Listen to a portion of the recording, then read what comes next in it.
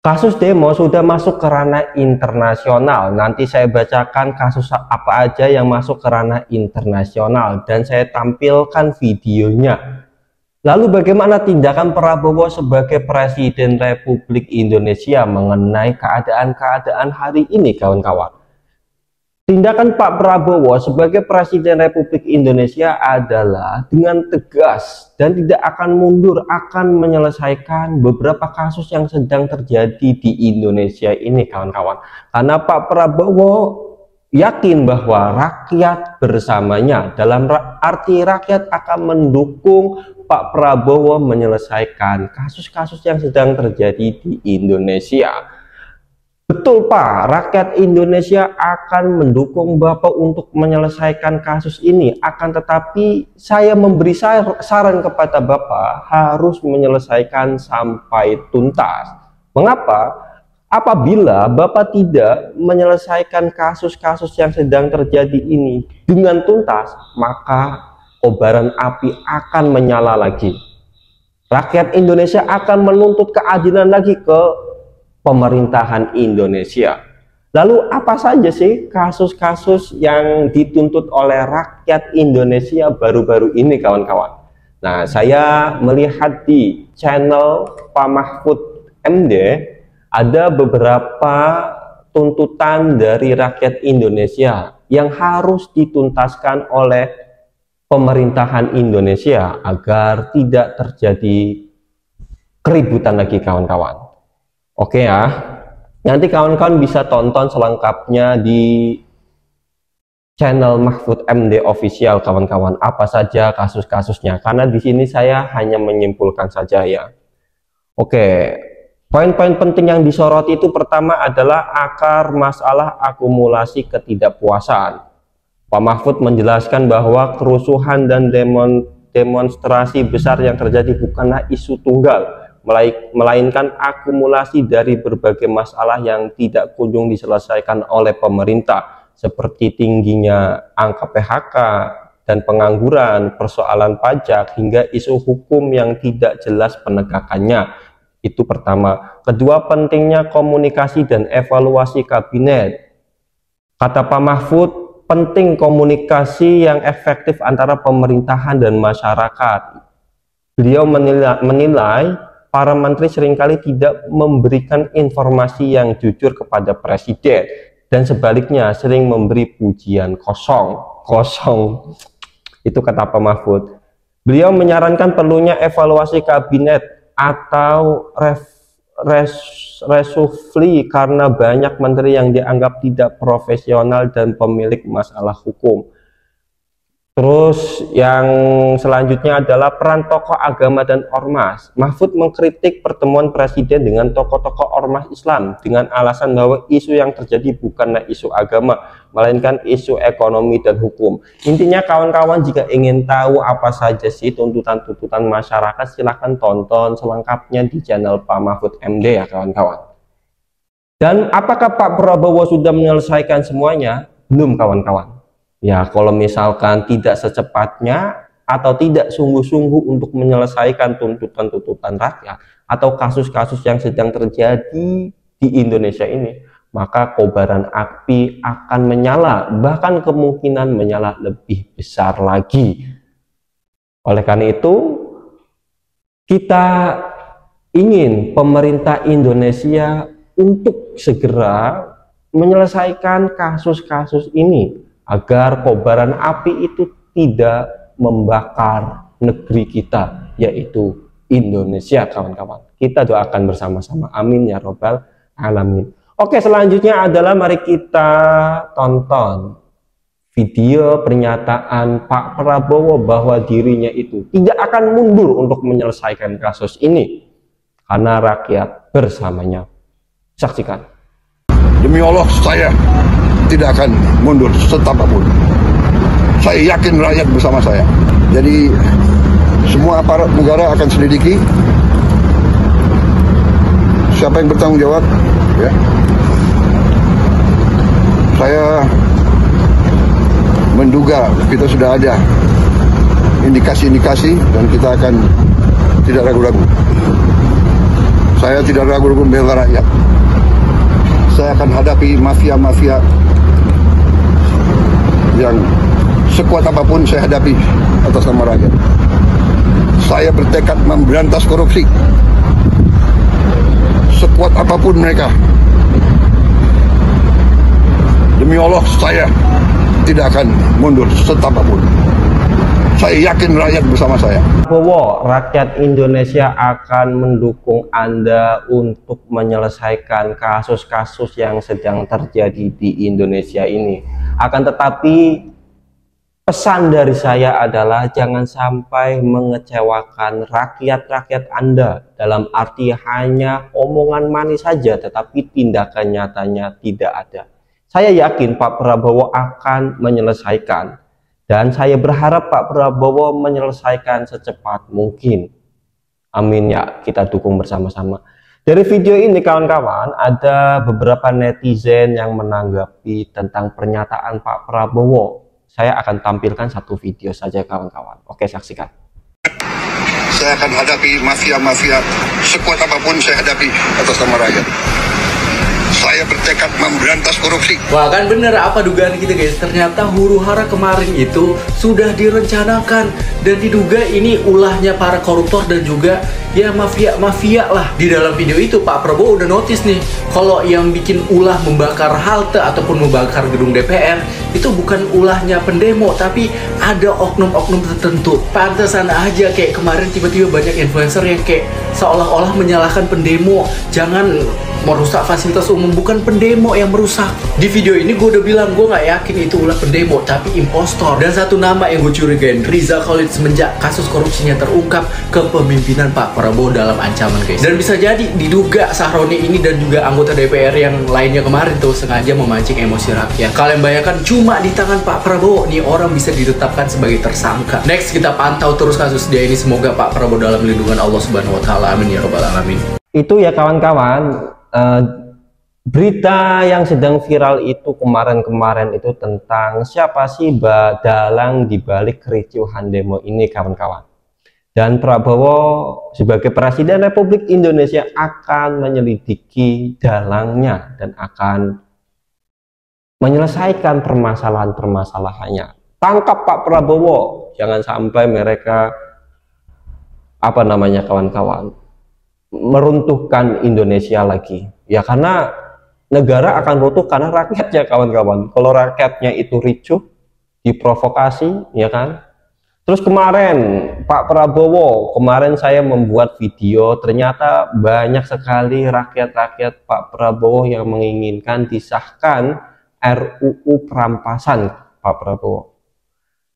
Dan di antara provinsi yang telah mendukung tentang mengesahkannya RUU ini adalah Jawa Barat. Nanti kita saksikan videonya. Tetapi sebelum itu mari kita saksikan video tentang kasus demo ini masuk ke ranah hukum. Bagaimana sih selengkapnya agar kawan-kawan tahu? Coba saksikan bersama-sama. We're following closely the spate of violence in Indonesia in the context of nationwide demonstrations. We stress the importance of dialogue to address the public's concerns. It is also important that the media is permitted to report on events freely and independently. The authorities must uphold the rights to peaceful assembly and freedom of expression while maintaining order in line with international norms and standards in relation to the policing of public assemblies. All security forces, including the military when deployed in a law enforcement capacity, must comply with the basic principles on the use of force and firearms. We call for prompt, thorough, and transparent investigations into all alleged violations of international human rights law. Itu ya kawan-kawan beritanya, saya bacakan ya dari Official News. Keprihatinan atas kekerasan yang terjadi dalam aksi protes nasional di Indonesia. Ia menegaskan pentingnya dialog untuk meredakan situasi serta mengingatkan aparat agar menghormati hak kebebasan berkumpul dan berekspresi sesuai standar nasional.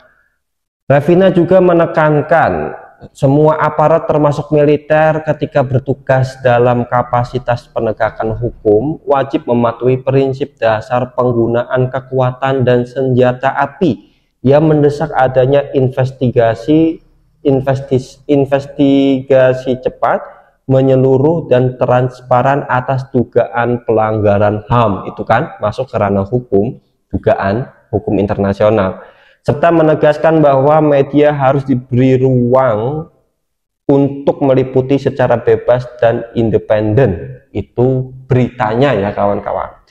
Oke, kita saksikan, karena sebelumnya saya menyenggol bahwa Jawa Barat itu mendukung disahkannya RUU perampasan. Coba kita saksikan bersama-sama videonya. Setelah itu saya akan tampilkan video Kak Salsa yang sedang viral kawan-kawan. Apa pernyataan Kak Salsa hari ini? Itu yang ditunggu-tunggu oleh sebagian netizen. Nanti saya tampilkan videonya. Pasti tahulah Kak Salsa itu siapa, yang ngajak debat Pak Sahroni kawan-kawan. Oke, saksikan bersama-sama videonya. Negara kita sangat darurat demokrasi saat ini, karena setiap yang berbicara dah akan ditemui dengan rasa ketakutan karena ada resiko bisa menemui intimidasi, persekusi, dan resiko-risiko buruk lainnya. Di sini kita semua bisa melihat bahwa bahkan media sudah tidak lagi bebas berbicara, tidak lagi bebas melaporkan hal yang sebenar-benarnya terjadi di situasi masyarakat kita saat ini. Alasannya kenapa? Aku nggak tahu. Kalian mungkin lebih tahu dan bisa jelaskan sendiri. Tapi yang mau aku sampaikan di sini adalah aku mau mengucapkan terima kasih yang sebesar-besarnya kepada Kompas TV. Karena Kompas TV sampai saat ini benar-benar bisa menjadi satu-satunya media yang benar-benar independen dan terpercaya. Teman-teman, 2 hari yang lalu aku sudah hadir di Kompas TV bersama dengan Teh Rieke Diah Pitaloka. Kalau kalian lihat video-videoku di awal, aku pernah sebut ya bahwa tidak semua artis yang ada di DPR itu berkelakuan buruk atau tidak kredibel. Contohnya adalah Teh Rieke Diah Pitaloka yang aku sudah tahu sepak terjangnya dari dulu, dia memang berpihak kepada rakyat. Dan benar, orang yang jujur dan bekerja benar-benar dari hati karena pengabdian tidak akan takut untuk muncul bersama, untuk membahas, untuk merespon, untuk datang menghadiri demonstrasi dan ada bersama masyarakat. Ini beberapa tanggapan yang Teh Rieke telah sampaikan. 1. Teh Rieke setuju dengan adanya semua transparansi yang kita minta. Kedua, Teh Rieke juga tidak masalah apabila segala tunjangan-tunjangan yang gak masuk akal itu sudah dihapuskan karena dia berada di DPR memang panggilan hati dan panggilan jiwa. Ketiga, dia sedang mencanangkan undang-undang yang benar-benar bisa membuat pemerintah punya data yang akurat terhadap masyarakat. Bukan lagi sampling, bukan lagi tebak-tebakan, tapi benar-benar data yang asli di setiap dari masyarakat. Kenapa ini penting banget? Karena kalian tahu kan yang terjadi dengan bansos, ternyata ada ribuan teman-teman, ribuan akun fiktif penerima bansos. Siapa yang ada di balik itu? Dan Teh Rieke sedang memperjuangkan bahwa UU ini bisa disahkan sehingga kita punya data yang akurat untuk bisa meminimalisir adanya korupsi dan praktek-praktek gila seperti ini, tapi juga bisa memastikan bahwa kita bisa punya KPI yang tepat sasaran karena datanya memang tepat, dan itu tidak dimiliki oleh pemerintah kita sampai saat ini. Yang kedua, Teh Rieke juga menyampaikan bahwa Teh Rieke sedang berjuang untuk undang-undang perlindungan ojek online sehingga mereka bisa diangkat sebagai pekerja, bukan lagi sebagai mitra, karena mitra itu harusnya punya saham di perusahaan. Tapi di sini kita mau mengangkat ojol-ojol, memberikan itu pekerjaan yang layak sama seperti pekerjaan yang lain, dan mereka juga berhak dilindungi seperti pekerjaan-pekerjaan yang lain. Apalagi pekerjaan ojol ini sangat beresiko, bisa terjadi kecelakaan dan lain sebagainya. Jadi kalau UU ini disahkan, ojol akan dapat perlindungan yang baik. Dan aku sangat mendukung adanya ini. Yang aku mau sampaikan di sini adalah bersuaralah kalian anggota-anggota parlemen, apa yang sedang kalian lakukan. Bersuara dengan jujur apa yang sedang kalian kerjakan. Bukannya malah diam, bukannya malah matikan komen, bukannya malah malah nge-private profile biar nggak bisa lagi dikunjungi oleh masyarakat. Perwakilan macam apa seperti ini? Contoh Teh Rieke Diah Pitaloka harusnya seperti itu, perwakilan dari rakyat, bukan perwakilan dari rakyat yang takut-takut ditemui sama rakyat, boro-boro ditemui sama rakyat, bahkan masih ada nih yang masih mau menghina rakyat. Tapi aku nggak mau upload itu dulu karena situasi kita sedang tidak kondusif dan aku nggak mau menyebabkan lebih banyak kemarahan dari masyarakat. Jadi mari kita bahas-bahas yang benar-benar sesuai dengan tujuan dan permintaan kita untuk segera diwujudkan oleh pemerintah dalam 7 hari ke depan. Partai-partai politik, pimpinan-pimpinan partai politik, DPR juga termasuk, dengar ya, kalian saat ini berhadapan dengan generasi yang berbeda. Kita bukan lagi generasi seperti kalian yang gampang dipecah belah, yang tidak punya ilmu pengetahuan, yang bisa termakan sama narasi-narasi emosional. Kita semua bisa melihat, bisa menimbang karena kita melek dengan informasi dan informasi sangat terbuka. Udah impossible, tidak ada cara untuk bisa membungkam masyarakat di saat media, di saat dunia sudah sangat digital seperti ini. Jadi udah, jauhkan segala drama, nggak usah jadi acting gitu ya, karena ini kalian bukan pemain sinetron, kalian juga bukan selebritas, jadi nggak usah lagi acting harus nangis, harus ini, harus itu. Aksi, kita minta aksi, kita nggak butuh permintaan maaf, kita nggak butuh air mata. Kalian harusnya tersinggung saat kalian nangis-nangis di depan rakyat, karena sudah bukan lagi tangisan, tapi darah sudah berceceran dari rakyat itu sendiri. Dan yang kita minta adalah kalian dengarkan suara kita. Sampai saat ini, partai-partai yang cuma bisa nangis-nangis, yang cuma bisa minta maaf, ingat kalian, kita generasi mendatang, kita tandain mereka satu-satu, dan akan kita melengsarkan mereka dari pemerintahan selanjutnya. Karena mereka hanya bisa berdrama tapi tidak bisa beraksi. Kalian masih punya waktu ya, masih ada beberapa hari, jadi masih ditunggu. Apakah kalian berani memecat anggota-anggota kalian yang arogan? Minta maaf tidak cukup. Kalau minta maaf cukup, bisa nggak kita nggak usah bayar pajak terus minta maaf sama pemerintah? Pimpinan DPRD Provinsi Jawa Barat menyampaikan pernyataan sikap DPRD Provinsi Jawa Barat sebagai berikut. Untuk pemerintah pusat dan DPR RI. 1. Kami mendukung pengesahan rancangan undang-undang tentang perampasan aset koruptor. 2. Mendukung pengesahan rancangan undang-undang tentang revisi KUHP. 3. Mendukung penuh pengusutan hukum yang merenggut korban jiwa almarhum Afan Kurniawan secara adil dan transparan. 4. Mendukung pelaksanaan reformasi di Kepolisian Republik Indonesia. Yang kedua, untuk pemerintah daerah dan DPRD Provinsi Jawa Barat. 1. Kebebasan beribadah agar dilindungi dengan baik. 2. Mengatasi pengangguran dan permasalahan ketenaga kerjaan. 3. Mengatasi premanisme dan pungutan liar. 4. Mengatasi kesenjangan ketimpangan pendidikan. 5. Menertibkan penerima Kartu Indonesia Pintar yang tidak tepat sasaran. 6. Memberikan perlindungan terhadap tenaga kerja informal melalui jaminan sosial ketenaga kerjaan. Assalamualaikum, sampurasun, wilujeng enjing, wargi Jabar dan seluruh warganet dimanapun berada. Saya mengucapkan terima kasih pada berbagai elemen masyarakat di Jawa Barat yang telah memberikan kritik secara terbuka kepada kami sebagai penyelenggara negara. Baik kritik dilakukan dalam bentuk aksi unjuk rasa maupun pesan-pesan di media sosial. Seluruhnya adalah bagian dari demokrasi yang patut dihargai dan kami berusaha untuk melakukan perbaikan diri. Memperbaiki tata kelola keuangan agar lebih transparan, mengoptimalkan layanan publik, membelanjakan anggaran berdasarkan kebutuhan utama masyarakat, dan itu terus kami lakukan. DPRD Provinsi Jawa Barat sudah mengeluarkan maklumat yang ditandatangani oleh para ketua praksi, para wakil ketua, para ketua komisi, yang intinya adalah mendukung sepenuhnya apa yang menjadi aspirasi masyarakat Provinsi Jawa Barat yang disampaikan secara terbuka kepada DPRD melalui forum-forum unjuk rasa. Selanjutnya, untuk menghindari bencana-bencana yang akan terjadi karena ulah manusia yang tidak memiliki visi, tidak memiliki orientasi, tidak menyampaikan gagasan, tapi hanya melemparkan api ke gedung-gedung, kemudian melemparkan batu, kemudian melakukan upaya-upaya rusuh yang dilakukan secara sistemik dengan kelompok-kelompok tertentu. Nah, mohon ini agar dihentikan karena akan mengganggu proses demokratisasi itu sendiri.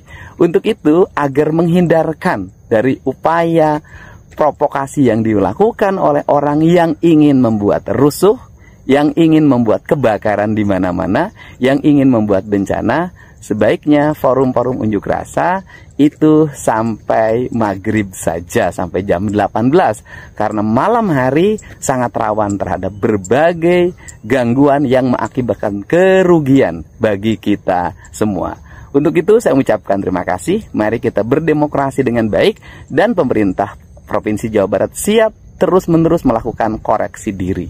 Terima kasih, salam hormat untuk semuanya. Itu saja berita hari ini kawan-kawan. Yang belum subscribe terlebih dahulu. Jangan lupa like dan beri tanggapanmu melalui komentar. Kenapa harus subscribe? Agar tidak tertinggalan dan mendukung kami agar semangat membuat kontennya. Kurang lebihnya mohon maaf, dan bagaimana pendapatmu mengenai video ini? Saya Taufik Ahsan pamit mengundurkan diri. Terima kasih.